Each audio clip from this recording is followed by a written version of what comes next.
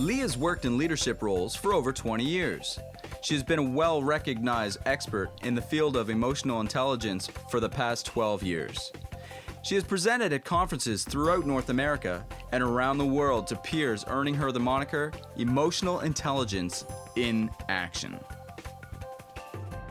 One of her favorite engagements was speaking on board a cruise ship to captivated audiences. Come on, really?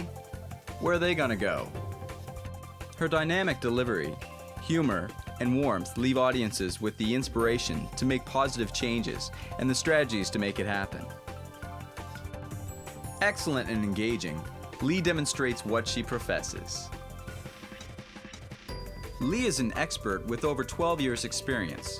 She can explain emotional intelligence in easy-to-understand plain English. Just think, how many people have kids?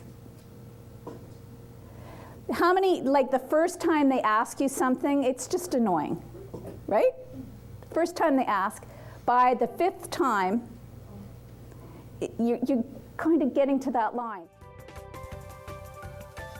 It's been a pleasure and honor to work with you on the conference. Your spirit, enthusiasm, optimism, and warmth exemplifies emotional intelligence in action. Fantastic, positive, and humorous session.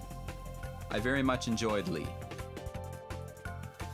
Trust is a willingness to accept vulnerability based upon the positive expectations about another's behavior.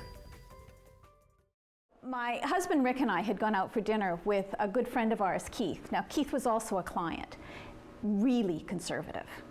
Like, he looked like Mr. Rogers. Actually, he looked like Mr. Rogers' accountant. But he didn't know us really well, and so when we were coming back, we passed a fair, and there was a bungee jumping display. And he turned to us and said, "What kind of idiots would go bungee jumping?"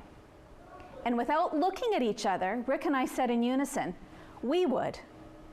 Now, what Keith didn't know is that we had kind of bonded over doing things that were fairly adventurous. Well, Keith turned to us and said, "Yeah, right. I bet you $100 in dinner that there's no way you would do that." So he was on. We arranged a time when we could go. And we went to the fair and we joined this really, really long lineup of people that went on forever. But it actually moved pretty quickly because people looked at the height of the bungee jump and they dropped out. And so we were moving quickly. Now, I do what I always do when I'm nervous, which is I chat. So I was talking to the girl in front of us who was an exotic dancer. And as we moved up and we're talking, it was her turn. Well, she turned to me and said, "Well, if you can do it." Yeah. Now, I admit I don't look like I'm really daring, and I didn't tell her that I'd done things before. So I watched her as she went and she got the cuffs on and she went up in the cage 120 feet. And she jumped and passed out stone cold. Stone cold. And they had to carry her off. Passed out. Now, and then it was Rick's turn. So I watched as the love of my life and the father of my children, and actually the only one who knows how to do any programming on the computer or anything technical. That was the scarier part. I watched him go up, and I knew he was okay because I could hear him scream all the way down. So I'm having a few second thoughts about this bungee jumping thing, and especially I wanted to know if I'd be safe. So I'm looking at the people who are working there, and I'm wondering if I can trust them. Well, there's this boy, little boy, sitting on the ground, and he's cuffing us and putting these cuffs on. And if you know anything about bungee jumping, you have cuffs and they are attached to the cord before you jump. And I'm supposed to trust him with my life. He was like 12. But I got into a conversation with him, and what he told me was this whole procedure that he went through in order to make sure everybody was safe. And one of the best things that he did was, at the start of the day, he made this commitment that he would jump himself.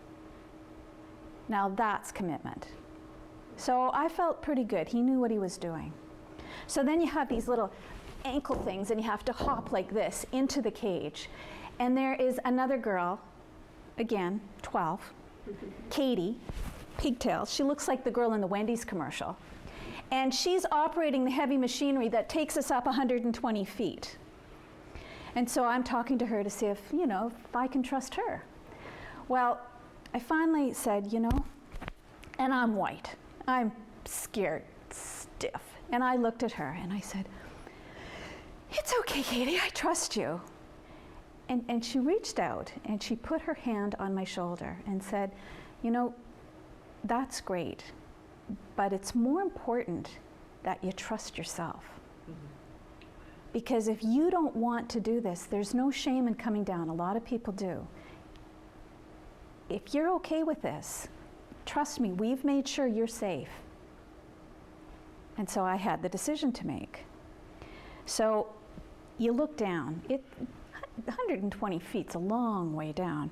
And I looked, and I moved to the edge, and I jumped. It was so cool. It was so cool. And what I learned from that is that you have to trust yourself first. Now, there's a whole process that we can go through that I can show you all of the criteria for trust, but at the center of it is trusting yourself first. I knew that they cared about me. They were consistent in all the work that they did. They were obviously very competent, even though they were like 4. And they cared. They really did care. So what about you? Have you ever had those moments when you had to trust someone else so much that the cost to you was huge if they failed? You would figuratively splatter all over the place.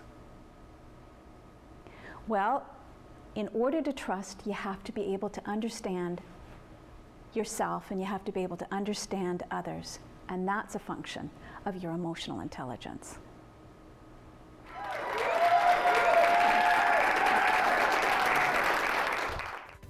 Lea is a professional who takes unconditional pride in her work and her ability to deliver value.